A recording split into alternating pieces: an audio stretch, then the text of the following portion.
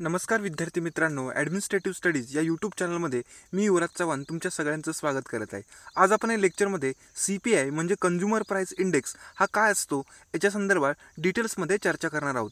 तर CPIला मराठीत ग्राहक किंवा किरकोळ किंमत निर्देशांक असं पण बोललं जातं.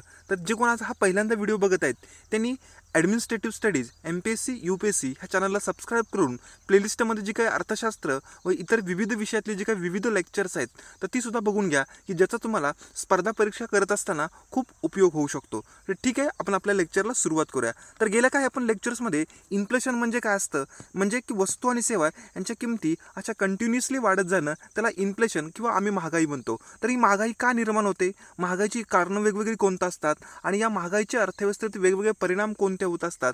तर असं या वेगवेगळ्या विषयावरती आपण डिटेल्समध्ये काही लेक्चर्समध्ये चर्चा केलेली आहे. तर त्या लेक्चरचीच लिंक मी डिस्क्रिप्शन बॉक्समध्ये देतो, म्हणजे ती सुद्धा लेक्चर्स तुम्ही बघून घ्या. तर ठीक आहे, आज आपण आपल्या लेक्चरमध्ये महागाई मोजण्यासाठी जो काही निर्देशांक एक वापरला जातो तो म्हणजे CPI किंवा कन्झ्युमर प्राईस इंडेक्स किंवा ग्राहक किंमत निर्देशांक याच्या संदर्भात आज आपण डिटेल्समध्ये चर्चा करणार आहोत. तर बघा, अर्थव्यवस्थेतील किरकोळ स्तरावरती किंवा ग्राहक स्तरावरती, किरकोळ स्तर किंवा ग्राहक स्तर म्हणजे काय, तुम्ही मी जिथं वस्तू आणि सेवा खरेदी करून जो काही पैसा किंवा जे काही मनी किंवा जी काही करन्सी पे करतो त्याला किरकोळ स्तर म्हणतात. म्हणजे फॉर एक्झाम्पल तुम्हाला अर्थव्यवस्थेतून समजा फॉर एक्झाम्पल एखादा पेन मार्केटमध्ये जाऊन विकत घ्यायचा आहे, भाजी घ्यायची आहे, तर अशा ज्या काही वेगवेगळ्या वस्तू असतील किंवा समजा तुम्हाला रिचार्ज मोबाईलचा मारायचा अशा काही सेवा असतील, तर अर्थव्यवस्थेतील किरकोळ स्तरावरील किंवा ग्राहक स्तरावरील विविध वस्तू व सेवांच्या, आता इथं मुद्दा महत्त्वाचा आहे, वस्तू आणि सेवा. तर मागचं ज्या काही लेक्चरमध्ये आपण WPI बघितला, तर WPIमध्ये फक्त वस्तूंचा समावेश असतो आणि CPIमध्ये वस्तू आणि सेवा ह्या दोन्हींचा समावेश असतो. तर प्रश्न तुम्हाला येऊ शकतो की CPIच्या मोजणीमध्ये टिंबटिंबांचा समावेश असतो, फक्त वस्तूंचा, फक्त सेवांचा व दोन्हींचा पण. तर लक्षात ठेवा, CPIच्या मोजणीमध्ये किंवा CPI काउंटिंग करत असताना वस्तू आणि सेवा ह्या दोघांच्या सुद्धा किरकोळ किमतींचा विचार केला जातो. शब्दातच अर्थ आहे किरकोळ किंमत निर्देशांक, म्हणजे ग्राहक स्तरावरती जे काही किमती असतात त्यांचा विचार केला जातो. CPIला कॉस्ट ऑफ लिव्हिंग इंडेक्स असं पण म्हणतात, कारण CPIमधील बऱ्याचशा वस्तू आणि सेवा लोकांच्या जीवनावश्यक असतात, म्हणजे की ज्या रोजच्या आयुष्यामध्ये किंवा ज्यांची खूप व्यक्तीला रोजचं जीवन जगत असताना आवश्यकता असते, त्याला म्हणतात की जीवनावश्यक. तर CPIच्या मोजणीमध्ये बऱ्याचशा वस्तू आणि सेवा ह्या जीवनावश्यक या गटातल्या असतात, म्हणून CPIला कॉस्ट ऑफ लिव्हिंग इंडेक्स असं पण बोललं जातं. बऱ्याच वेळेला विचारतील की CPIला कॉस्ट ऑफ लिव्हिंग इंडेक्स असं का बोललं जातं, तर CPIमधल्या बऱ्याचशा वस्तू ह्या जीवनावश्यक गटातील असतात म्हणून. तर ठीक आहे, जसं आपण मागच्या लेक्चरमध्ये बघितलं, WPIच्या मोजणीसाठी एकूण 3 महत्त्वाचे गट असतात: प्राथमिक गट, उत्पादित गट आणि इंधन आणि ऊर्जा गट, अशा एकूण 3 गट आहेत. त्याच्याबद्दल आपण डिटेल्स मागच्या लेक्चरमध्ये चर्चा केलेली आहे. तसंच आजच्या लेक्चरमध्ये CPIच्या मोजणीसाठी वस्तू व सेवांचे जे काही वेगवेगळे गट केले जातात त्याच्या संदर्भात आज आपल्याला सविस्तरपणे डिटेलपणे बघायचं आहे. तर बघा, जे वेगवेगळे जे काही गट आहेत, तर पहिला जो काही गट असेल CPIच्या मोजणीसाठी अन्न व पेय याच्यामध्ये, की अन्नधान्य, मांस, दूध, तेल, भाजीपाला इत्यादी वेगवेगळे घटक असतील अन्न आणि पेय याच्यामध्ये, ज्याला एकूण भारांक जो आहे तो जवळपास सर्वाधिक आहे, तो जवळपास 45.86%. दुसरा जो काही गट असेल आपला तो म्हणजे पान आणि तंबाखू, म्हणजे मादक जे पदार्थ असतात, पान तंबाखू मादक पदार्थ याच्याशी रिलेटेड हा दुसरा गट आहे. यांचं वेटेज आहे जवळपास 2.38%. बऱ्याच वेळेला प्रश्न असा येऊ शकतो की CPIच्या मोजणीमध्ये एकूण किती घटकांचा समावेश आहे किंवा किती गटांचा समावेश आहे आणि त्या वेगवेगळ्या गटांना असणारं वेटेज किती आहे. तर पहिला आता आपण गट बघितला तो म्हणजे अन्न आणि पेय, जवळपास 45.86% वेटेज आहे. दुसरा असेल की पान आणि तंबाखू, हा जो गट आहे ह्याला जवळपास वेटेज 2.38% आहे. त्याच्यानंतर तिसरा जो काही गट आहे तो म्हणजे इंधन आणि प्रकाश. बघा, इंधन आणि प्रकाश याच्यामध्ये काय की एनर्जीशी रिलेटेड येऊन जाईल, त्याला जवळपास भारांक आहे 6.84%. चौथा जो काही गट आहे कपडे आणि पादत्राणे, म्हणजे व्यक्तींना जे काही कपडे वापरावे लागतात आणि पादत्राणे म्हणजे चपला वगैरे असतील, तर तो जो काही गट आहे त्याच्यामध्ये जवळपास 6.53% आहे. त्याच्यानंतर पुढचा जो काही 5 नंबरचा गट आहे तो घरामध्ये केवळ CPI अर्बनचा विचार करतात. अर्बन म्हणजे शहरी भागातला जो काही घरांचा निर्देशांक आहे एवढाच विचार करतात, खेडेगावातला विचार करत नाहीत. बऱ्याच वेळेला प्रश्न येऊ शकतो की CPIच्या मोजणीमध्ये घर हा जो काही एक गट विचारात घेतला जातो त्याच्यामध्ये फक्त शहरी भागातील घरांच्या किमतीचा निर्देशांक आहे हाच विचारात घेतला जातो, ग्रामीण भागातला नाही. महत्त्वाचा मुद्दा आहे. आणि हा घर या घटकाला जे काही वेटेज किंवा भारांक जो आहे तो जवळपास 10.7% किंवा 10.07% असं बोललं तरी चालेल. आणि पुढचा जो आणि शेवटचा जो काही घटक आहे महत्त्वाचा 6 नंबरचा तो म्हणजे इतर. तर इतर घटकामध्ये घरगुती लागणाऱ्या वस्तू व सेवांचा विचार केला जातो. उदाहरणार्थ आरोग्य सेवा, वाहतूक, दळणवळण अशा वेगवेगळ्या सेवा असतील इतरमध्ये, की ज्याचा भारांक जवळपास 28.32%. तर तुम्हाला याच्यावरनं बेसिक माहिती मिळून जाते की CPIच्या मोजणीसाठी एकूण 6 गट आहेत आणि 6 गटामध्ये जे काही वेगवेगळे गट आहेत त्या वेगवेगळ्या गटाला वेगवेगळं वेटेज आहे. तर हे वेटेजच्या बाबतीत जर बोलायचं म्हटलं तर सर्वाधिक जे काही वेटेज आहे ते अन्न आणि पेय जे काय घटक असेल त्याला जवळपास 45.86%. त्याच्यानंतर 2 नंबरला जो असेल तो म्हणजे इतरमध्ये घरगुती लागणाऱ्या वस्तू व सेवांचा विचार केला जातो. वाहतूक सेवा, आरोग्य सेवा यांना जवळपास 28.32% वेटेज. तर बऱ्याच वेळेला तुम्हाला CPIच्या मोजणीसाठी किती घटक आहे हे विचारलं जाऊ शकतं आणि वेगवेगळे घटक एका बाजूला देतील आणि दुसऱ्या बाजूला त्या घटकांचं वेटेज याच्या जोड्या लावा असं पण विचारलं जाऊ शकतं. तर एकदा बेसिक बघा, अन्न व पेय यांना 45.86%, पान आणि तंबाखू यांना 2.38%, इंधन आणि प्रकाश यांना 6.84%, कपडे आणि पादत्राणे यांना 6.53%, घरांना फक्त शहरीतला विचार केला जाईल, ग्रामीण भागातला नाही, 10.07% आणि इतरमध्ये जर बोलायचं म्हटलं तर 28.32%. तर ही बेसिक माहिती थोडीशी लक्षात ठेवा. तर बघा, अलीकडे आलेली एक महत्त्वाची अपडेट आहे बघा. तर फेब्रुवारी 2011 पासून ग्रामीण भागासाठी CPI रुरल म्हणजे ग्रामीण भागाचा CPI आणि शहरी भागासाठी CPI अर्बन असे हे वेगवेगळे निर्देशांक मोजले जात होते. आणि आता लक्षात ठेवा, CPI अर्बन म्हणजे ग्रामीणशी रिलेटेड आणि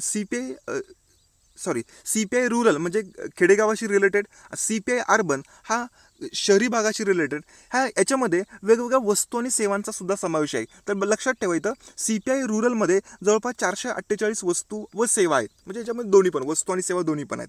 बघा, CPIच्याच मोजणीमध्ये बेसिक वस्तू आणि सेवा असतात, तसंच की CPI रुरलमध्ये सुद्धा 448 वस्तू आणि सेवा हे दोन्ही पण आहेत आणि CPI अर्बनमध्ये सुद्धा 460 वस्तू आणि सेवा आहेत. तर याच्यावरती सुद्धा प्रश्न येऊ शकतो, CPI रुरलच्या मोजणीसाठी एकूण किती वस्तू आणि सेवांचा उपयोग केला जातो? तर 448 आणि CPI अर्बनच्या मोजणीसाठी 460 वस्तू आणि सेवांचा समावेश केला जातो.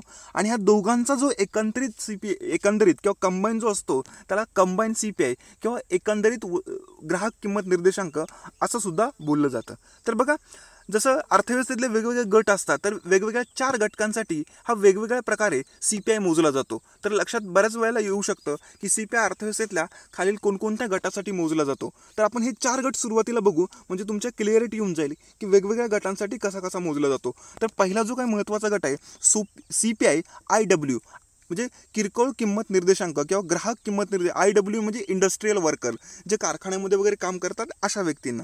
तर बघा, हा जो पहिला CPI जो आहे इंडस्ट्रियल वर्कर, तो सरकारी व खाजगी क्षेत्रातील कर्मचाऱ्यांचा महागाई भत्ता ठरवण्यासाठी, म्हणजे सरकारी किंवा प्रायव्हेट सेक्टरमध्ये जे इंडस्ट्रीत लोक काम करत आहेत त्यांना जो काही महागाई भत्ता मिळतो, म्हणजे महागाई ज्या प्रमाणात वाढते त्यानुसार त्यांना जो काही महागाईचा भत्ता दिला जातो तो ठरवण्यासाठी CPI इंडस्ट्रियल वर्कर याचा वापर केला जातो. आणि याची जी काही मोजणी असते किंवा याचं जे काही काउंटिंग किंवा कॅल्क्युलेशन असतं तर आपल्या देशामध्ये श्रम ब्युरो सिमला ही काही संस्था भारत सरकारच्या यांच्यामार्फत केलं जातं. म्हणजे बऱ्याच वेळेला प्रश्न येऊ शकतो, CPI इंडस्ट्रियल वर्करचा नेमका वापर काय? तर सरकारी आणि खाजगी क्षेत्रातील कर्मचाऱ्यांचा महागाई भत्ता ठरवण्यासाठी, आणि याचं प्रकाशन श्रम ब्युरो सिमला यांच्याकडून केलं जातं. तर हा पहिला आणि महत्त्वाचा एका घटकासाठी काढणारा CPI.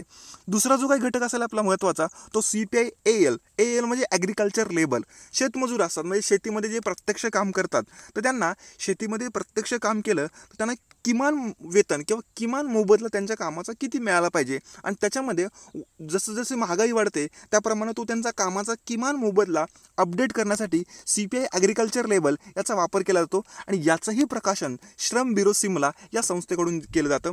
पुढचा जो काही 3 नंबरचा गट आहे CPI रुरल लेबर, रुरल म्हणजे ग्रामीण भागातील कामगार. आता बघा, शेतीशी रिलेटेड इतर जी काही छोटी मोठी कामं असतात म्हणजे अप्रत्यक्षपणे अशी जी काही कामं करतात रुरल लेबर म्हणजे की ग्रामीण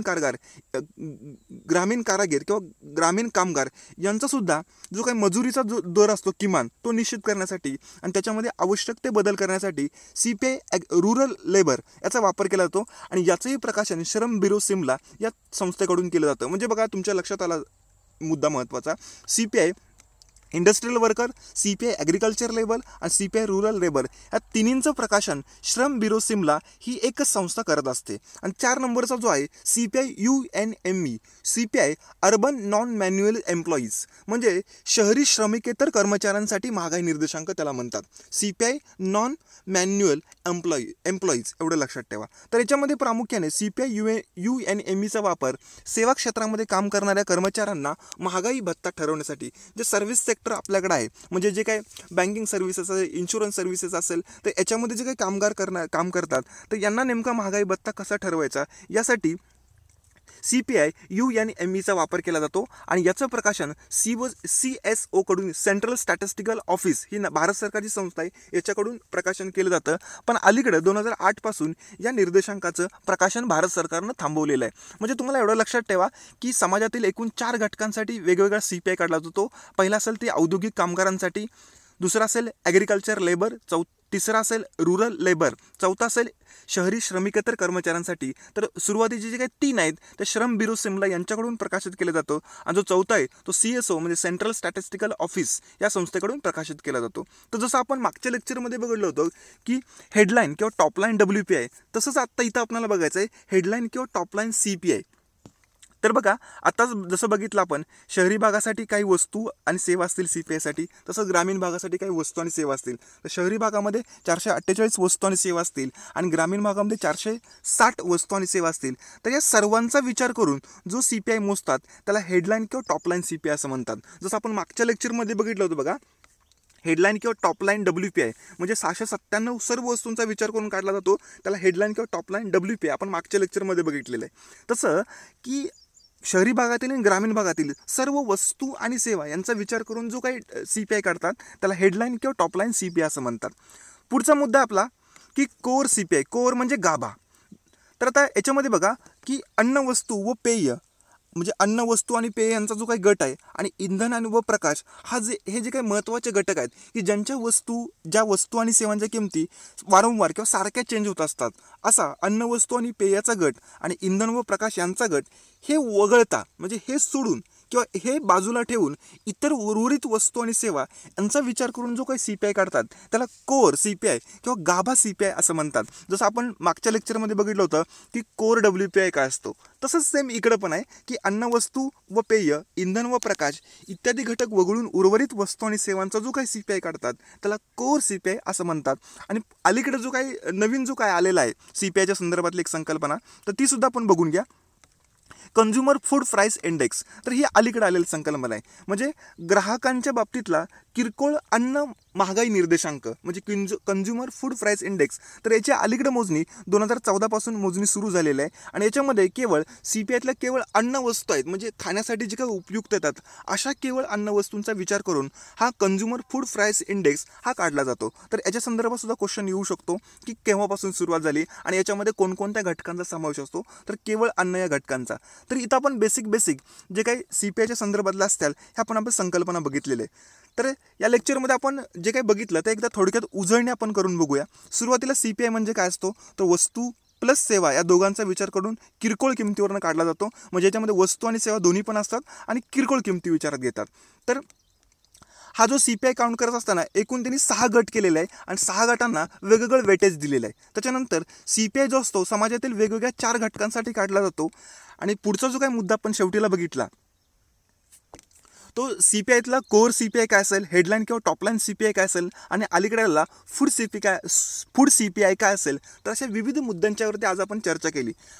पुढच्या लेक्चरमध्ये आपण WPI आणि CPI याच्यामध्ये नेमका बदल काय असतो किंवा नेमका फरक काय असतो हा आपण डिटेल्समध्ये बघू. तर आज आपण लेक्चरमध्ये एवढंच बघणार आहोत. लेक्चर आवडलं तर लाईक करा, नाही आवडलं तर डिसलाईक करा. मात्र कमेंट बॉक्समधला की का डिसलाईक केलं, म्हणजे मला पुढचं लेक्चर बनवण्यासाठी त्याचा उपयोग होऊ शकतो. तर ठीक आहे, आज आपण इथं थांबू. धन्यवाद.